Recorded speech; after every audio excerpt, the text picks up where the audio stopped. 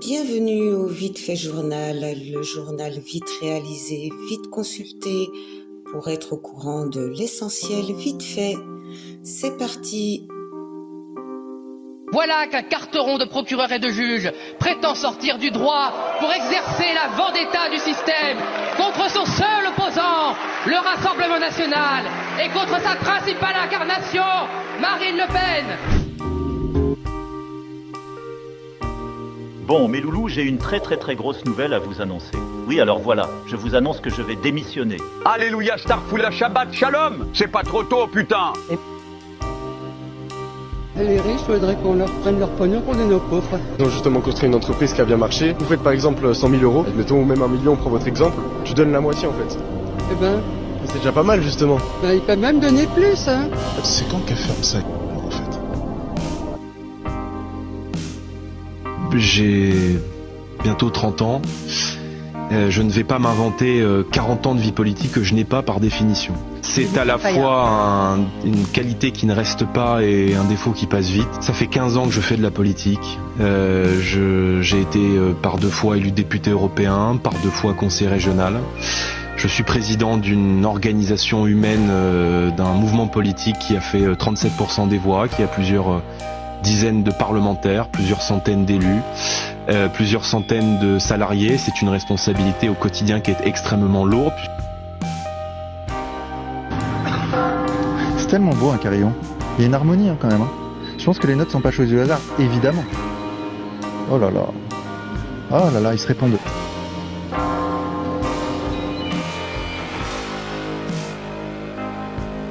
Non, la motivation, vous fermez là.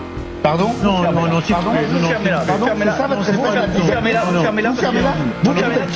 S'il vous plaît. Quelques heures après l'annonce historique de la condamnation de Marine Le Pen pour détournement de fonds publics, 4 ans de prison dont 2 ans ferme sous surveillance électronique, 100 000 euros d'amende et 5 ans d'inéligibilité, son fidèle lieutenant Julien Audoul était invité pour commenter la décision. Il est ainsi le premier député français à être fiché S. Cette fiche émise par un service de renseignement signale les individus considérés comme une menace potentielle pour la sûreté de l'État. Oui, vous avez bien entendu, et donc il est élu député malgré cela. Val Kilmer, ce visage taillé dans la serpe, évidemment Top Gun où il était Iceman aux côtés de Tom Cruise.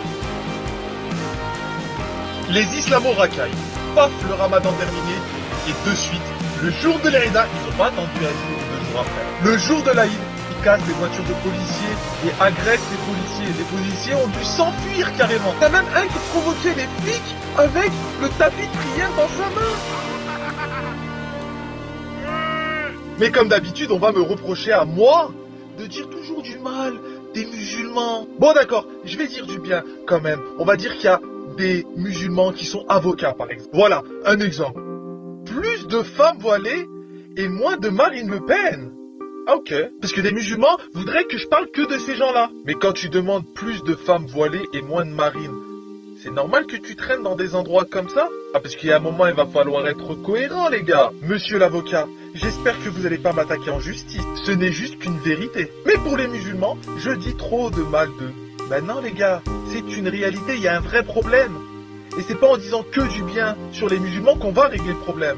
Et c'est pas comme ça que les musulmans réussiront à vivre avec tous les autres Français. La dernière affiche montrant Hanouna. Alors ça c'est l'apothéose. On va dire que le mec il a osé passer des lignes rouges et c'est très grave. Alors, taisez-vous. Ça suffit maintenant. C'est ridicule, on dirait vraiment un enfant de maternelle qui a fait une bêtise. C'est un fou furieux. Alger plie l'échine et consent sans contrepartie à la reconnaissance par la France de la souveraineté marocaine sur le Sahara. Et alors maintenant, nous avons le manuel de survie. Je voudrais parler 2 secondes du manuel de survie. 10 millions d'exemplaires, un truc qui est complètement hors de prix. Si t'imagines, on pourrait pas imaginer ça dans un pays qui est endetté de 3 000 milliards d'euros. C'est pas possible. Je lis, s'il y a une explosion atomique, fermez votre porte. Merci, papa Macron. Alors il faut s'équiper de 5 bouteilles d'eau, d'une dizaine de boîtes de conserve, curieusement, il n'y a pas de PQ. Donc tu dois te torcher avec les boîtes de conserve, je ne sais pas. Le culot des délinquants de 2025 qui sont capables de faire des dingueries et lorsqu'on les touche un peu, pleurent et portent plainte. Voilà l'état de notre pays. C'est tellement lunaire. L'objectif de l'opération Force et Épée est avant tout d'accroître la pression pour la libération de tous les otages face au refus du Hamas. L'extension de l'opération ce matin augmentera la pression sur les meurtriers du Hamas et également sur la population de Gaza.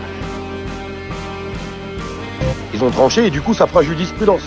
Mais ça y est, c'est acté, on sait ce qu'ils veulent faire. Ils l'ont fait en Roumanie, ils le feront ailleurs. Censure des réseaux sociaux, interrompre les réseaux sociaux, en cas de circonstances exceptionnelles.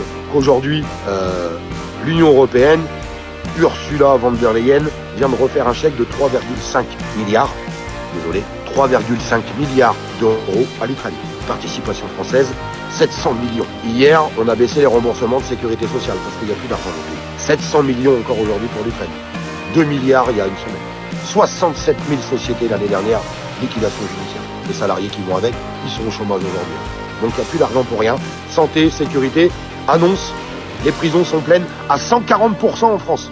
140%. 700 millions aujourd'hui pour l'Ukraine et 2 milliards il y a une semaine. Pour vous les Français, il n'y a pas d'argent. Consultation, réunion de vendredi sur déploiement de troupes en Ukraine. Donc le gouvernement italien a tout à fait raison à refuser d'envoyer des troupes en Ukraine.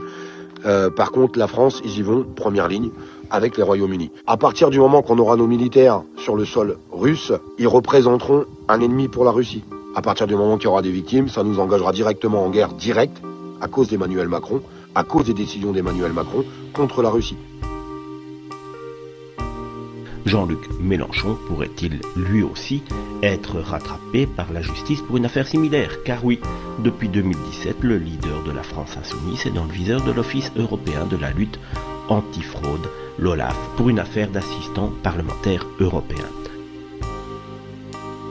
L'école maternelle du passage Elisabeth à Saint-Ouen est située en plein cœur de la cité Arago, l'un des principaux points de deal de la ville. En réponse aux nombreux incidents impliquant des dealers, les parents d'élèves sont appelés à voter jeudi 3 avril pour choisir si oui ou non ils souhaitent que les 4 classes déménagent jusqu'à la fin de l'année scolaire. C'est l'histoire d'une école qui est au cœur d'une cité avec des élèves évidemment. Et autour, qu'est-ce qu'il y a? Eh bien, il y a des dealers qui font du trafic de drogue. Et donc, la municipalité s'est retrouvée dans la situation infernale de se dire que faudrait peut-être déménager l'école plutôt que de déménager les dealers.